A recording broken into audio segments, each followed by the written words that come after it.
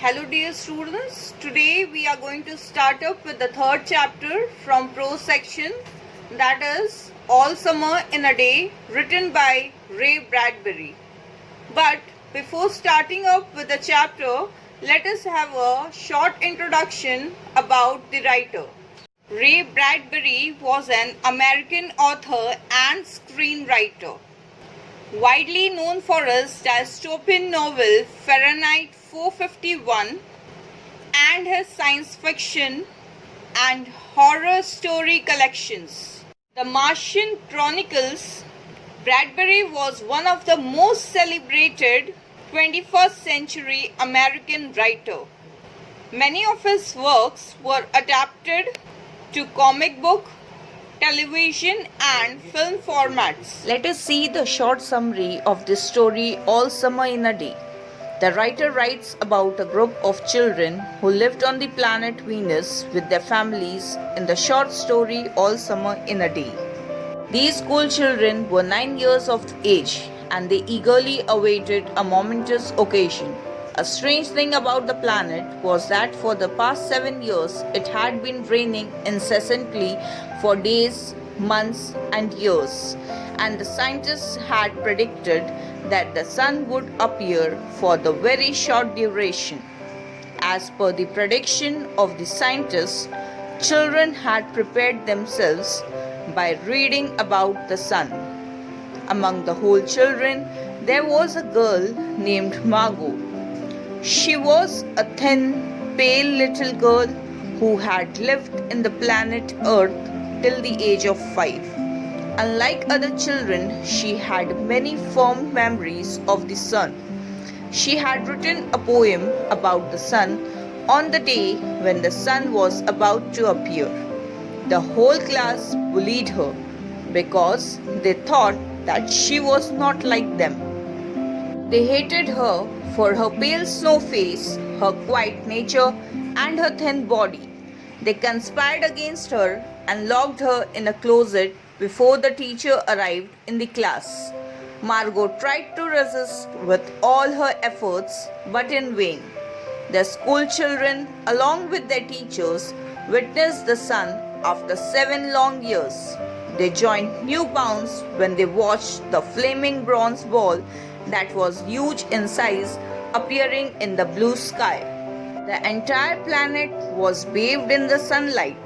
The children kept running far away into the forest, feeling the sun rays on their cheeks like warm iron, and removed their jackets to let the sun burn their arms. After an hour of merriment, they returned to the tunnel with the fresh memories of the sun. All of a sudden, one of the girls in the group remembered that Margot was still in the closet and had missed the chance to see the sun. They ran towards the closet to unlock her. They were guilty and could not meet each other's glances. They mustered all the courage and opened the closet door. Margot slowly emerged out of the closet.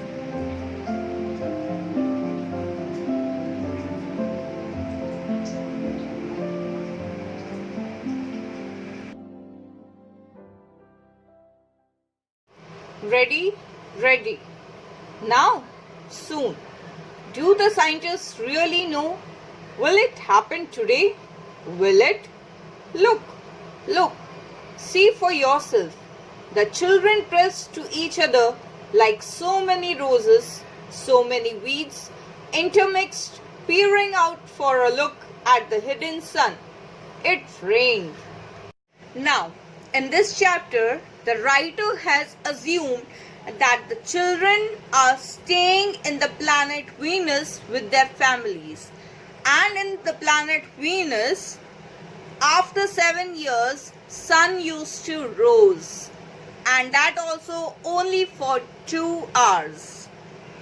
So here we can see that the children are eagerly waiting for the sunshine. It had been raining for 7 years, thousands upon thousands of days, compounded and filled from one end to the other with rain. With the drum and gush of water with the sweet crystal fall of showers and the concussion of storms so heavy they were tidal waves come over the islands. A thousand forests had been crushed under the rain and grown up 1,000 times to be crushed again, and this was the way life was forever on the planet Venus, and was the schoolroom of the children of the rocket men and women who had come to reigning world to set up civilization and live out their lives. It's stopping. Yes, yes. Margot stood apart from them, from these children who could never remember a time when there wasn't rain and rain and rain.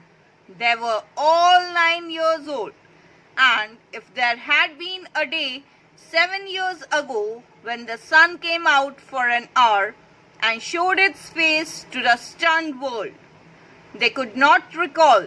Sometimes at night she heard them stir in remembrance, and she knew they were dreaming and remembering gold or a yellow crayon or a coin large enough to buy the world with. She knew they thought, they remembered a warmness like a blushing in the face, in the body, in the arms and legs and trembling hands. But then they always awoke to the tattling drum, the endless shaking down of clear bead necklaces upon the roof, the walk, the gardens, the forest, and the dreams were gone. Now here we can see the children from the planet Venus has not seen the sun from last 7 years. They saw the sun when they were of 2 years old. Now from last 7 years it has been continuously raining, and all the fields, all the forests are full of water. But here Margot is a girl who has come from the planet Earth to the planet Venus. She has seen the sun for 5 years. She remembers everything. She remembers the time when there was no rain. But here in the planet Venus, now the children are at the age of 9 years. All day yesterday, they had read in class about the sun, about how like a lemon it was, and how hot. And they had written small stories or essays or poems about it. I think the sun is a flower that blooms for just 1 hour. That was Margot's poem, read in a quiet voice in the still classroom while the rain was falling outside. Oh, you didn't write that, protested one of the boys. I did, said Margot. I did, William, said the teacher. But that was yesterday. Now the rain was slackening and the children were crushed in great thick windows. Now the children started writing something or the other thing on the sun. Margot also wrote a nice poem on the sun. But the other children were not liking Margot, so they were always bullying her. But when the class teacher came in the class, she asked all the students to settle down with a perfect silence. But the rain was still going on. It was raining very heavily. Where's the teacher? She'll be back. She would better hurry. We'll miss it. They turn on themselves like a feverish wheel, all tumbling spokes. Margot stood alone. She was a very frail girl who looked as if she had been lost in the rain for years, and the rain had washed out the blue from her eyes and the red from her mouth and the yellow from her hair. She was an old photograph dusted from an album, whitened away as if she spoke at all. Her voice would be a ghost. Now she stood separate, staring at the rain and the loud world beyond the huge glass. Now here we can see that the children are eagerly waiting for their teacher also, so that they don't miss the sun. Margot stood alone and she was also eagerly waiting for the sun to come out, as if she was also missing the sun. She had not seen the sun from last many years. "What are you looking at?" said William. Margot said nothing. "Speak when you are spoken to." He gave her a show. But she did not move, rather she let herself be moved only by him and nothing else. They edged away from her. They would not look at her. She felt them go away, and this was because she would play no games with them in the echoing tunnels of the underground city. If they tagged her and ran, she stood blinking after them and did not follow. When the class sang songs about happiness and life and games, her lips barely moved. Only when they sang about the sun and the summer did her lips move as she watched the drenched windows. Now here we can see that the Margot was feeling very lonely. Nobody was liking her to be in their group.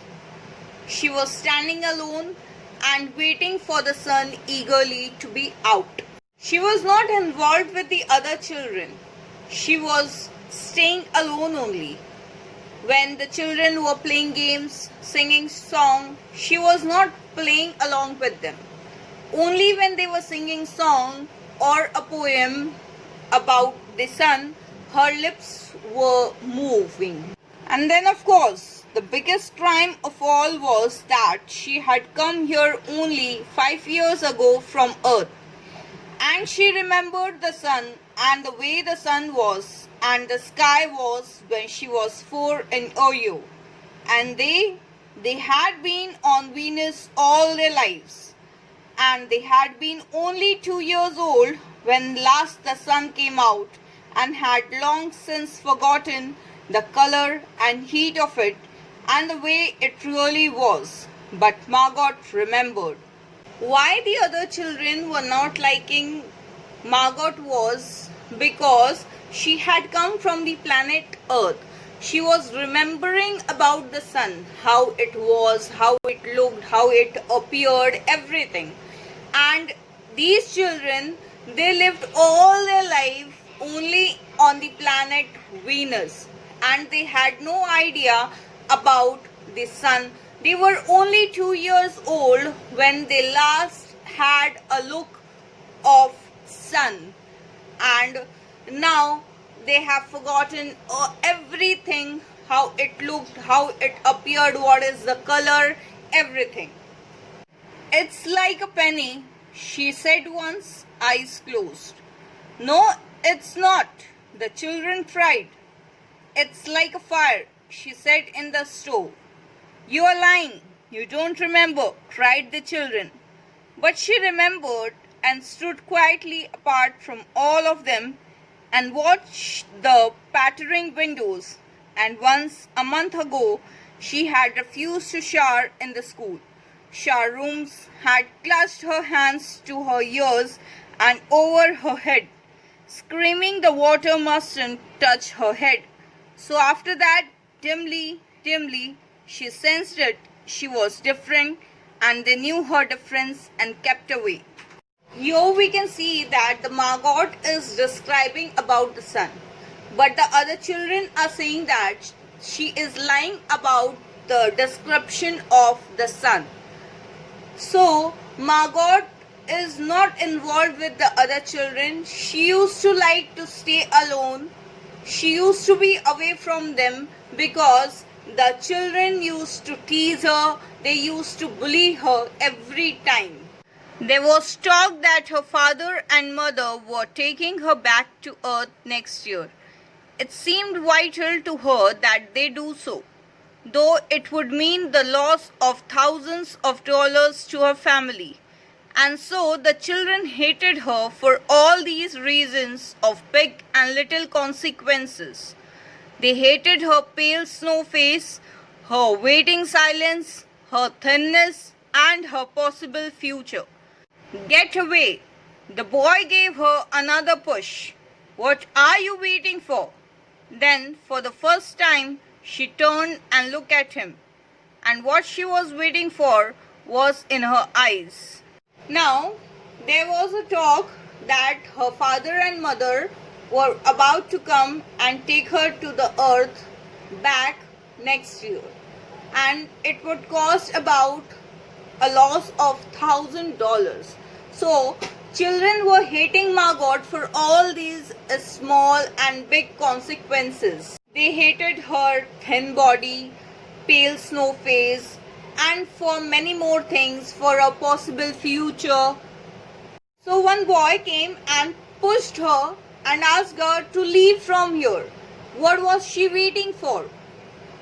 And then for the very first time, Margot turned and looked back into that boy's eyes, and her eyes showed what exactly she was waiting for. Well, don't wait around here, cried the boy savagely. You won't see nothing. Her lips moved. Nothing, he cried. It was all a joke, wasn't it? He turned to the other children. Nothing's happening today, is it? They all blinked at him and then, understanding, laughed and shook their heads. Nothing, nothing.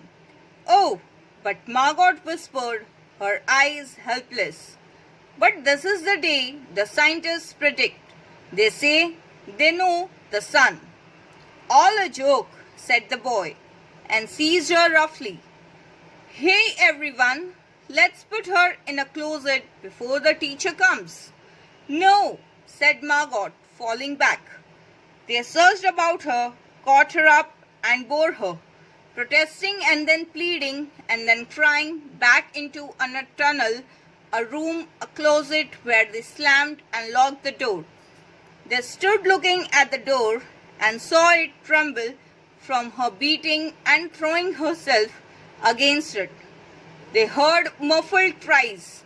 Then smiling, they turned and went out and back down the tunnel just as the teacher arrived. Now here, the children are planning to close the Margot in a closet and run away from there before the teacher appears there. So they locked her in a closet and ran away. Margot was pleasing them not to do so, but they didn't hear even a single word. Ready, children? She glanced at her watch. Yes, said everyone. Are we all here?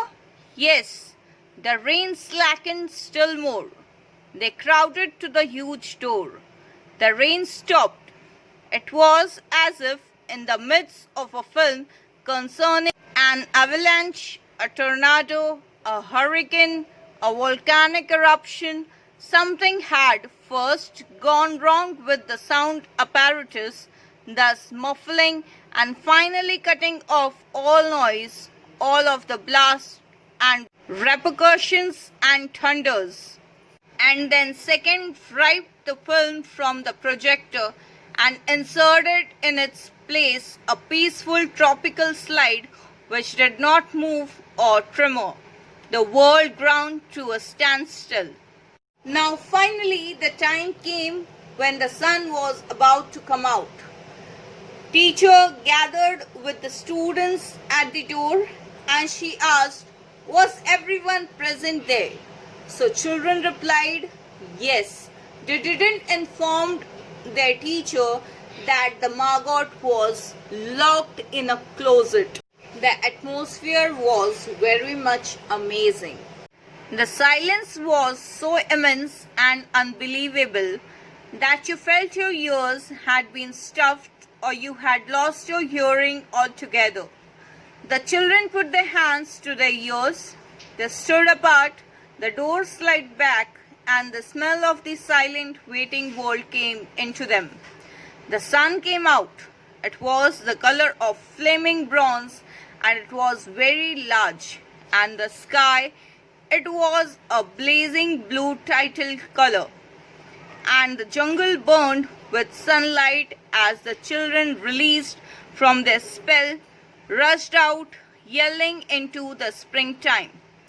"Now, don't go too far," called the teacher after them. "You have only 2 hours, you know. You wouldn't want to get caught out."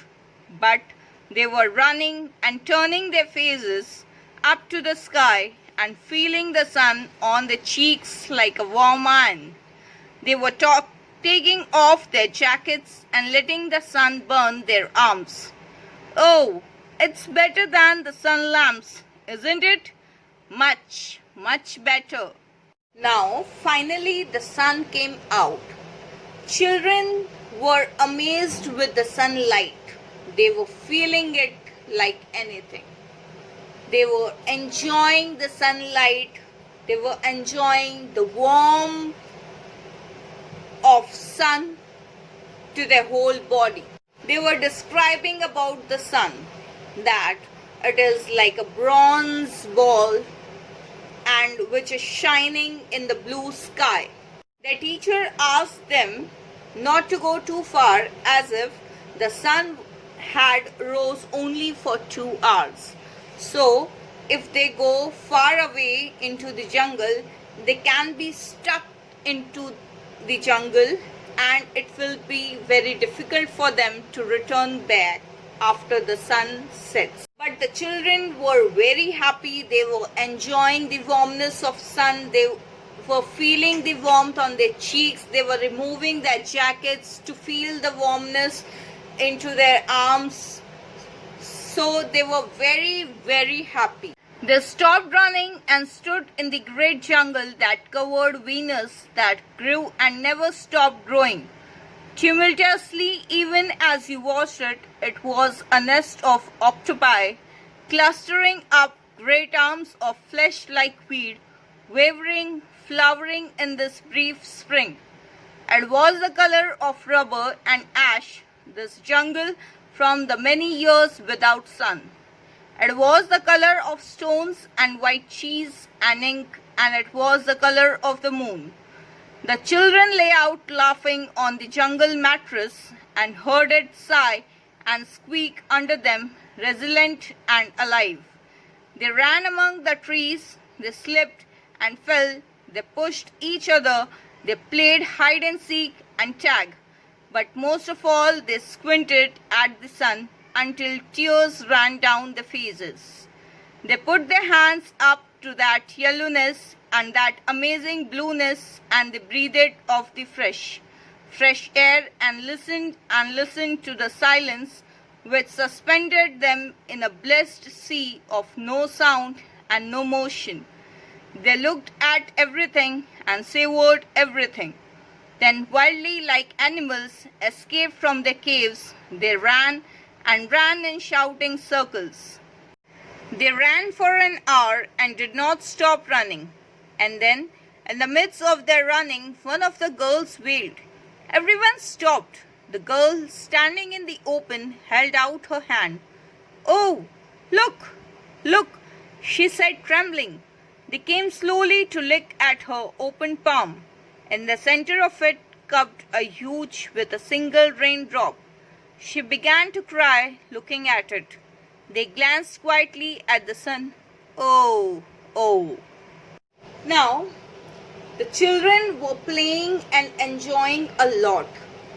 Then, all of a sudden, one girl opened her palms and she felt one raindrop on her palm.